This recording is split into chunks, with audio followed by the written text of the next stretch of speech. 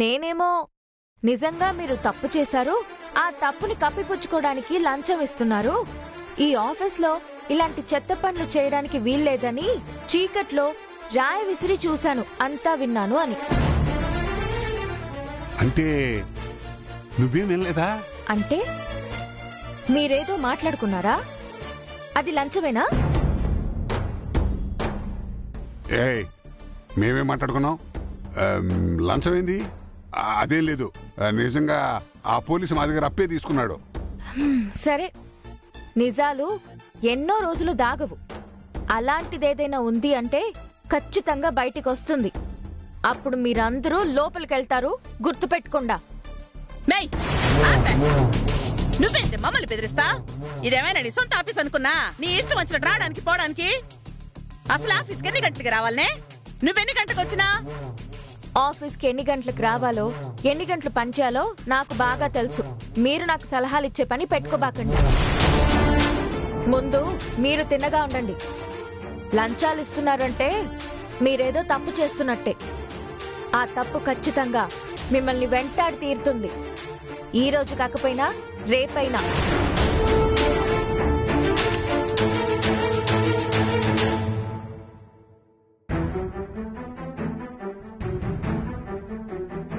ఏంది గీత, ఇప్పుడే వచ్చావా? అవునక్క. ఏంది కనకరత్నం గారి దగ్గరికి వెళ్ళొస్తున్నావు? అదే పోలీస్ అతను వచ్చాడు. ఆ పోలీస్కి ఏదో లంచం ఇస్తున్నట్టు నాకు అనుమానం. అయ్యో, పోలీసోళ్ళకి లంచమా? ఈవిడ పిల్లికే బిచ్చం పెట్టదు, లంచం ఎందుకిస్తది? పోలీసోళ్లే కాదు, లాయర్లు, పెద్ద పెద్ద ఆఫీసర్లు కూడా అవసరానికి ఈవిడ దగ్గర అప్పు తీసుకోవాల్సిందే. అప్పు కోసమే వచ్చుంటారులే.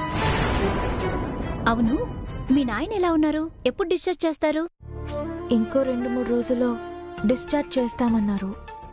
కానీ అప్పా ట్రీట్మెంట్కి ఇంకా చాలా డబ్బు అవసరం ఉంది. ఒక ఇంజెక్షన్ ఖరీదు 30,000 అంటున్నారు. రోజుకి 3 ఇంజెక్షన్లు చేయాలి అన్నారు. నాకింకో 2 లక్షల రూపాయలు మీ దగ్గర ఏమైనా దొరుకుతాయా? సారీ గీత, న్యాయంగా ఇలాంటి సమయాల్లో హెల్ప్ చేయాలి. కానీ నీకు తెలియందేమీ లేదు, నేను 2 నెలలుగా జీతాలు సరిగా ఇవ్వటం లేదు. ఇప్పటికే స్టాఫ్ చాలా గొడవ చేస్తున్నారు. ఏం చెయ్యాలో తెల్లేదు. సర్లే అక్క, చూద్దాం. నేనెళ్ళి పని మొదలు పెడతాను.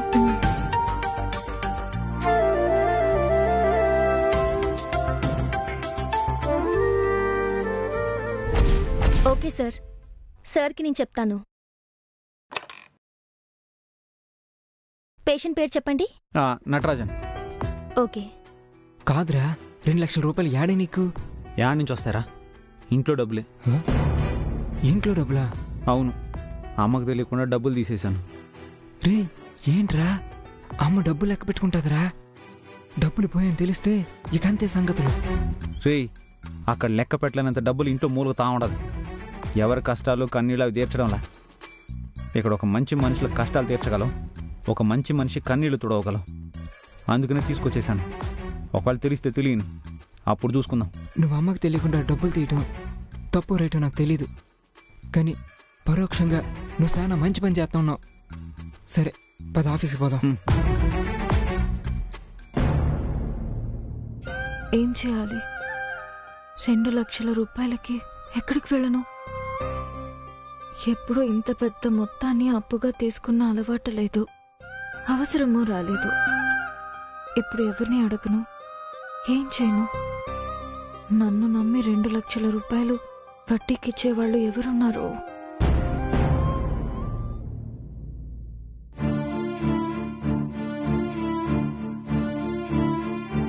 హలో, ఏంది బాగా టెన్షన్గా ఆలోచిస్తున్నట్టున్నావు? అబ్బే ఏం లేదు, వేరే ఏదో.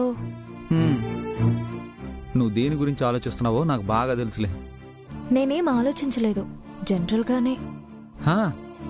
నువ్వు దేని గురించి ఆలోచిస్తున్నావు అనే విషయం కూడా నాకు తెలియకూడదు అనుకుంటున్నావా?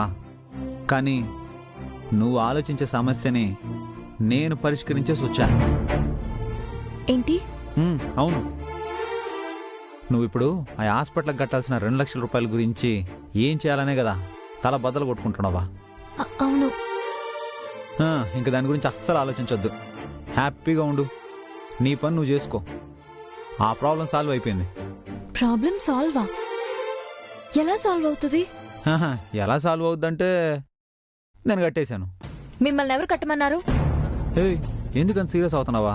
నేను కట్టాను, తప్పే ఉండదా? నాకు ఇలాంటివి నచ్చవు. ఏమున్నది దీంట్లో? నీకు అవసరం, నేను ఆదుకోకూడదా? ప్రతిదానికి ఒక లిమిట్ అంటూ ఉంటుంది. నాకు అలాంటి లిమిట్స్ ఏం లేవు. మీకు లిమిట్స్ లేకపోవచ్చు గానీ నాకున్నాయి. నేను ఏది పడితే అది ఎవరి దగ్గర పడితే వాళ్ళ దగ్గర తీసుకోను. నాకు కొన్ని కట్టుబాట్లున్నాయి. అవి మీరి చేయడం నాకు ఇష్టం ఉండదు.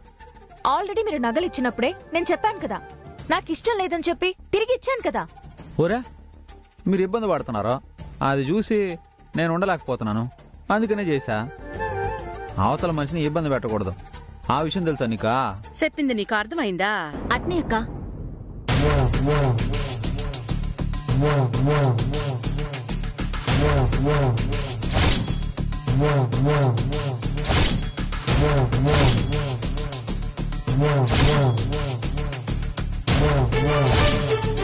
ఇదేంది ఈడు దీంతో మాట్లాడుతూ ఉండాడు? అయ్యయ్యో, ఇప్పుడు వాళ్ళిద్దరు ఏదో మాట్లాడుకుంటుంటే ఈవిడ చూసేసిందే. ఇప్పుడు ఏమవుతుందో ఏంటో. అసలు వాళ్ళు ఏం మాట్లాడుకుంటున్నారో. అక్క, ఇప్పుడు మనం ఆ విషయం ఏం చేద్దాం? ఒక్క నిమిషం ఉండో, ఎప్పుడే వస్తా.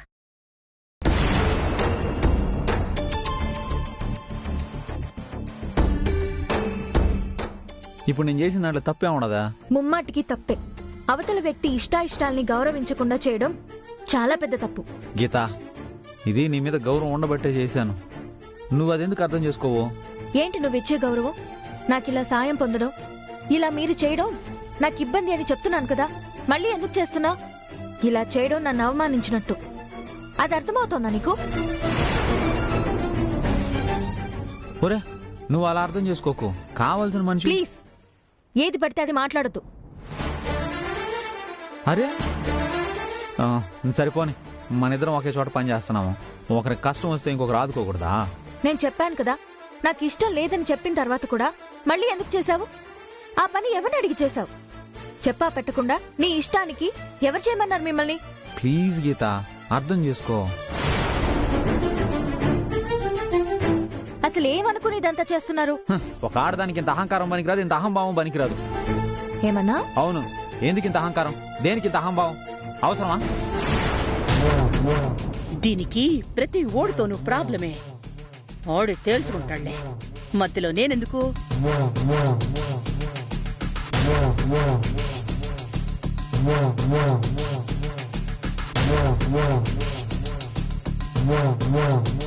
ఏమన్నా? నాకు అహంకారమా? అవును, అవసరానికి సాయం చేసిన మనిషిని నీ ఇష్టానికి మాట్లాడుతున్నావు. అసలు నేనేం తప్పు చేశానా?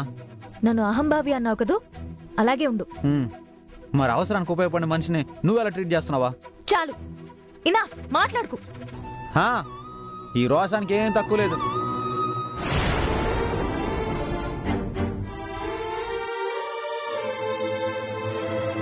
అక్క, ఒక్క నిమిషం నీతో మాట్లాడొచ్చా? రాగీత, కూర్చో. పర్లేదక్క, నువ్వేం చేస్తావో నాకు తెలీదు, కానీ ఖచ్చితంగా హెల్ప్ చేసి తీరాలి. దేని గురించి గీత? నాకు అర్జెంటుగా 2 lakhs కావాలి. గీత, నీకు తెలుసు కదా నా దగ్గర లేవని. ఉంటే నేను నీకు హెల్ప్ చేయకుండా ఉంటానా? నా పరిస్థితే బాలేదు. మీ దగ్గర కాదక్క, నువ్వు అవసరానికి అప్పు తీసుకుంటావు కదా, వాళ్ళెవరైనా ఉంటే నాకు కూడా 2 lakhs ఇప్పించు. నాకెవ్వరూ తెలీదు, ఎవరి దగ్గరకు వెళ్ళి అప్పు అడగాలో తెలీదు. అప్పు తీసుకోవాలంటే కూడా ఒక రకమైన భయం వేస్తోంది. కానీ ఖచ్చితంగా నేను డబ్బులు తిరిగిచ్చేస్తానక్క, వడ్డీతో సహా అన్నీ తిరిగిచ్చేస్తాను, నన్ను నమ్ము. ఇప్పుడు 2 లక్షల రూపాయలు బయట ఎవరి దగ్గర తీసుకోగలం? అంత అర్జెంటుగా ఇవ్వగలిగేది కనకరత్నం ఒక్కతే. కాని ఆ మహాతల్లి దగ్గర అప్పు తీసుకున్నామంటే అదేం కర్మో ఏంటో, అస్సలు అప్పనేది తీరదు. ఇప్పుడు నీకు 2 లక్షలు కావాలంటున్నావు. ఆ 2 లక్షల రూపాయల గురించి ఆవిడికి ఏదో ఒకటి చెప్పి నీకు అప్పు ఇప్పించినా కూడా నువ్వు నెలకి 4 లక్షలు సంపాదిస్తున్నా ఆ 2 లక్షల రూపాయలు నువ్వు కట్టడానికి ఏదో ఒకటి అడ్డొస్తాది. ఆ అప్పు తీరదు. వడ్డీ మీద వడ్డీ కడుతూనే ఉంటావు తప్ప అసలు తీర్చనే తీర్చలేవు. జీవితాంతం సంపాదించి ఆవిడికి వడ్డీ కట్టడానికి సరిపోతుంది. అదేం కర్మో. కొందరంటూ ఉంటారు అప్పిచ్చేటప్పుడు ఆ డబ్బుల్ని ఉప్పులో పెట్టి ఇస్తారని చెప్పి. ఆవిడలా చేస్తుందో ఏంటో, అసలు అప్పే తీరదు. పర్లేదక్కా, ఆవిడతో నాకు డబ్బులు ఇప్పించగలవా? నీకు ఆవిడికి క్షణం పడదు. నీకు అని అడిగితే ఇస్తాదో లేదో అనే డౌట్ ఉంది. ఒకవేళ ఆవిడిచ్చినా కూడా నీకు చాలా ఇబ్బందైపోతాది. ఆవిడ వడ్డీ రేటు కూడా చాలా ఎక్కువ. కానీ నాకిప్పుడు వేరే దారి లేదక్కా. అప్ప ట్రీట్మెంట్కి, హాస్పిటల్ డిశ్చార్జ్కి, వీటన్నిటికీ అవసరం ఉంది. ఒకసారి ఆలోచించు, ఆవిడ దగ్గర డబ్బులు తీసుకోవటం అవసరమా? ప్లీజ్ అక్కా, వేరే దారి లేదు. ఒక్కసారి అడగండి. నాకు కూడా ఆవిడ దగ్గర డబ్బులు అప్పుగా తీసుకోవడం అస్సలు ఇష్టం లేదు. కానీ నేనేం ఆవిడ దగ్గర సాయంగానో భిక్షగానో అడగడం లేదు కదా, అప్పుగానే అడుగుతున్నాను. ఆవిడేం ఊరికే ఇవ్వడం లేదు, వడ్డీకే ఇవ్వబోతుంది. దీంట్లో నేను నామోషిగా ఫీల్ అవ్వాల్సింది కూడా ఏం లేదు. ఊరికే తీసుకుంటే అవమానం, కానీ వడ్డీకి తీసుకుంటే ఏముంది? నేనెళ్ళి అడగడానికి ఇబ్బందిగా ఉంది. నువ్వొచ్చి కొంచెం మాట సాయం చేస్తే. సరే పద, నీకోసమని అడిగితే ఆ మహాతల్లి ఏమంటుందో. రా అక్కా, లోపలికి రావచ్చా? ఏంది మాలవిక, మన ఆఫీసులో మనమే పర్మిషన్ తీసుకోవడం ఏంది? రా, నువ్వేనా బయట దానివో చెప్పు. ఏయ్ ఆగక్కడ. మాలవిక మేము అంటే మేము ఒకటి. అడగకుండానే నేరుగా లోపలికి వచ్చేస్తుండావే. నిలబడి బయట. చూడండి, మీరు మాత్రమే కాదు, నేను కూడా ఈ కంపెనీలో 10% వాటాదారుని. ఇలా మాట్లాడడం కరెక్ట్ కాదు. ఏందే నువ్వు నాకు చెప్పేది? 10% వాటా అంటా ఏంది? ఆ 10% వాటా ఎంతో చెప్పు. నువ్వు పనిచేసేది కదా, ఆ పనేం అవసరం లేదో. పో బయటికే. అలా మీ ఇష్టానికి పొమ్మనగానే నేను పోవడానికి ఇక్కడ నేనేం పనిదాన్ని కాదు. మేం చట్టబద్ధంగా అగ్రిమెంట్ రాసుకున్నాం. అసలు ఆ మాట మాట్లాడడానికి నీకు కొంచెం కూడా హక్కు లేదు. గీత, ఒక్క నిమిషం. మనం పని మీద వచ్చాం. నువ్వు ఇలా తొందరపడి మాట్లాడితే ఎట్టా? ఏంది మీరేదో సపరేట్ గా మాట్లాడుకుంటున్నారు? ఏంది విషయం? ఏం లేదన్నా, నేను గీత పని మీదే వచ్చినా. ఆ విషయమే మాట్లాడదామని. ఈ మహారాణి గారికి మాతో ఏం పని పడినాదో. ఈవిడ 10% వాటాదారునని ఎప్పుడు డబ్బా కొట్టుకుంటూ ఉంటాది కదా. దయచేసి నా గురించి వెటకారంగా మాట్లాడడం మానేసేసి కొంచెం మర్యాద ఇవ్వండి. నాకసలే ఆత్మాభిమానం ఎక్కువ. అస్సలు మాట పడను నేను.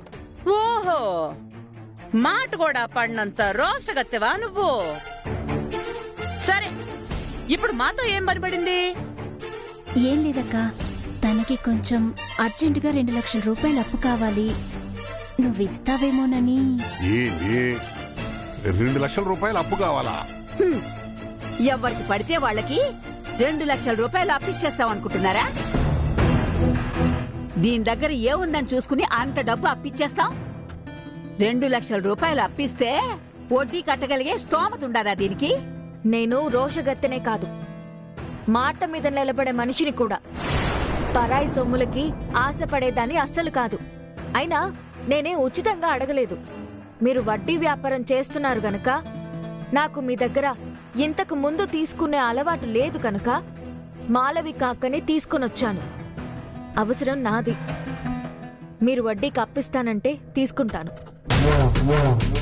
ఏయ్, నీకెవరిస్తారే? నీకు 2 లక్షలు కాదు కదా, 2 రూపాయలు కూడా అప్పివ్వం. ఎలాలే మా ఆగో. ఎంత? 2 లక్షలా? ఓకే, ఆ 2 లక్షలు ఇస్తా.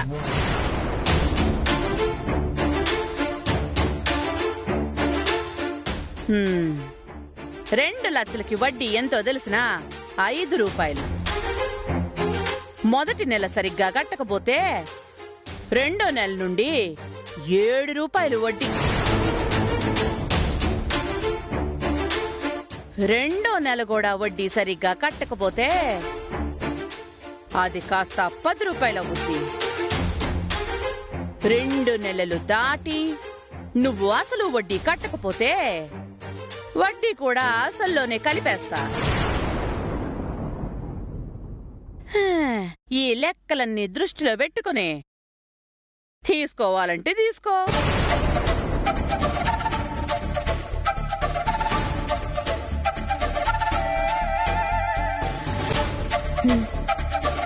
తీసుకుంటాను. నో, పత్రాలు తీ బయటికి. ఇదిగో అమ్మాయి, ఇందులో నీ పేరు వివరాలు అన్నీ రాయ్.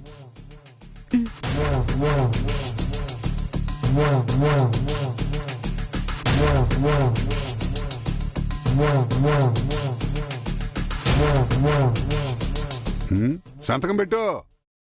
ముందు డబ్బు పెట్టండి. అబ్బూ, తెలివితేటలు బాగానే ఉండాయే.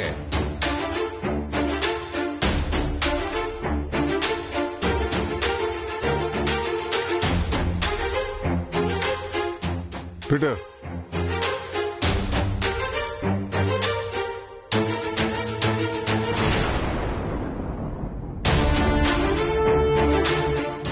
మీ దగ్గర వడ్డీకి డబ్బులు తీసుకుంటున్నా కూడా అవసరానికి ఇచ్చారు కాబట్టి థ్యాంక్స్.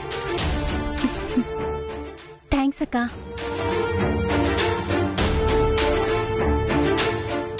దానికి అవసరం అంటే డబ్బులు ఇవ్వకుండా ఏడిపించి పంపించాల్సింది పోయి డబ్బులిచ్చి పంపించావేంది నువ్వు? మా నేనిప్పుడు డబ్బులు ఇవ్వకపోతే అది ఇంకో చోట ఎక్కడైనా డబ్బులు తీసుకుని దాని అవసరం తీర్చుకుంటుంది. కానీ దాని చేత సంతకం పెట్టించుకుని మనమే అప్పిచ్చినామనుకో, దాన్ని జుట్టు మన చేతిలో ఉంటది. మన దగ్గర అప్పు తీసుకున్నోళ్ళు అంత సులభంగా తీర్చలేరు. ఆ విషయం తెలుసు కదా. ఎన్నాళ్ళు ఇది ఎప్పుడు చూసినా ఓ అని తెగ బుసలు కొడతా ఉండదే. ఇప్పుడు దాని కారును పీకే అవకాశం నా చేతికొచ్చిండది. చూపిస్తా. ఇక ఆటెట్టుంటదో దానికి చూపిస్తా. నన్ను అహంభావి అన్నావు కదూ, అలాగే ఉండు. మరి అవసరానికి ఉపయోగపడిన మనిషిని నువ్వు ఎలా ట్రీట్ చేస్తున్నావా? చాలు, ఇనా మాట్లాడు.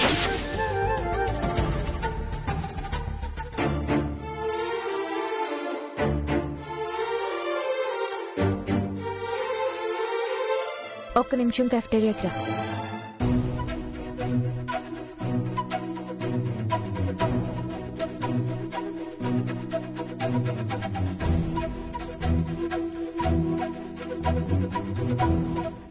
గీత, అదే నేను. ఒక్క నిమిషం.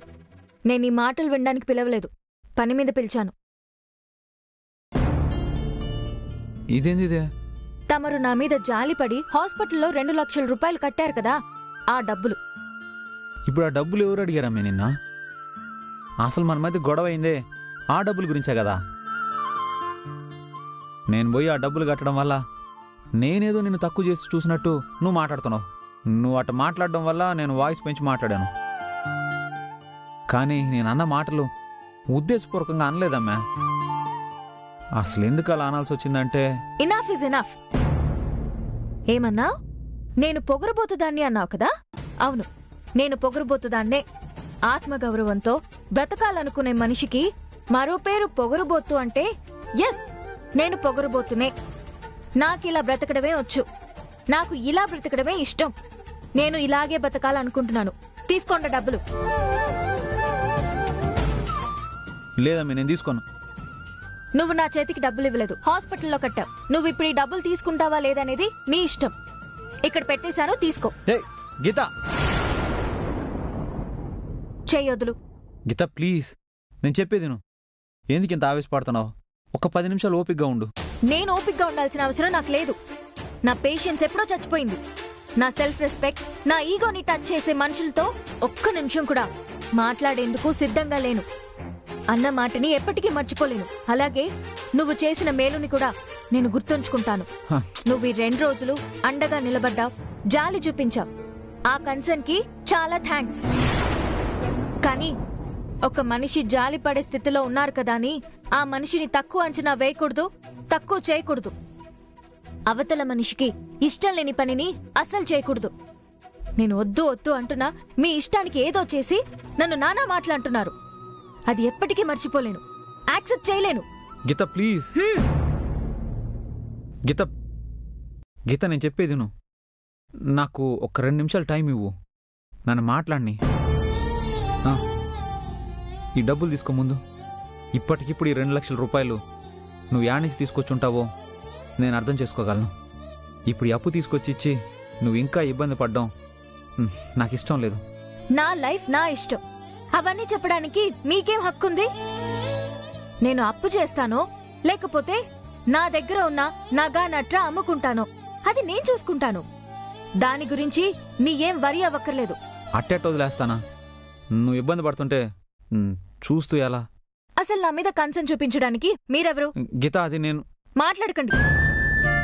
మొన్నటి వరకు మీరెవరో నేనెవరో ఇప్పటికీ అదే. జస్ట్ ఒక ఆఫీస్లో పనిచేస్తున్నాం.